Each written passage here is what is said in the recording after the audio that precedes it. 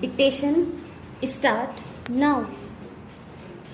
Your address has referred to the economic resolution of the AICC session and what you call the bewildering changes taking place in rapid succession. I think changes can seem to be bewildering only to those who wish to remain where they are, those who wish to go ahead. See the changes as part of the changes which are coming about in the entire world. And while you may complain that changes are taking place too fast, let me tell you that there are many in the country who feel that the changes are not taking place fast enough. I do not dispute, in fact, I have said so many times that the private sector has made a substantial contribution in bringing about rapid industrialization and in broadening and diversifying the industrial base of our economy.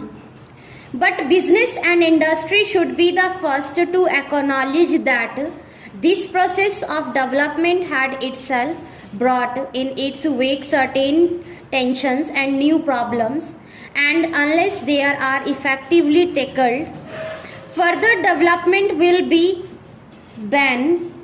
Our new economic and social policy resolution only seeks to identify the basic causes of tensions and earnest and to remove them. I welcome your statement that the business community is aware of its obligations. This will improve the image of business in the society of which they are a part. It is possible to draw a minimum program of action and to implement it vigorously. Perhaps I would indicate a few possible directions in which business and industry could act in concert and could demonstrate their awareness of their social obligations. One of the most serious problems facing us is the adulteration of food and drugs. It is a widespread evil which cannot be put down by government action alone. Enlightened section of the business community could mount a campaign against this evil, which not only deprives the consumer of the value of his money, but in many cases poses a positive health hazard. Nothing damages the public image of the business community in India so much as this unethical practice. Another social evil is rather a complex of social evils.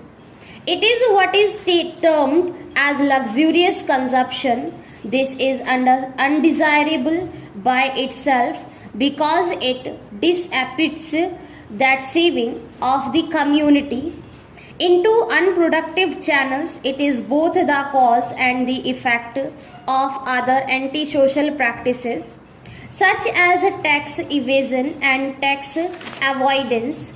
In Mumbai, you have certain specific problems.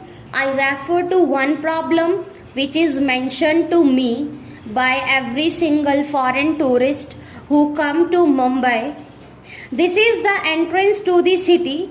Now, this is something which I have mentioned to the Chief Minister on every drive into the city and at practically every public forum where I have spoken, and I think this is a matter which the citizens of Mumbai should take up on a large scale, whether it is the women's organizations, whether it is the business community or anybody else. I think that if everybody acts together, it can be tackled. It is not a very large area, and I do not think that finances alone stand in the way. It is not only the image of Mumbai which is suffering, but Mumbai being one of the important gateways to India It is the image of India which suffer thereby. You have, Mr. President, mentioned in your address the present policy of the government, which is to encourage new entrepreneurship and talent. But what have businessmen done to identify and promote such talent, of which there is no dearth in the country? The bigger business and industrial establishments, by trying to force close profitable lines of business and sometimes by seeking to produce everything under the same roof or in allied establishment, succeed in keeping out new talent from entering the business field. Associations such as yours and other chambers of commerce should draw up concrete scheme to foster new entrepreneurship and talent.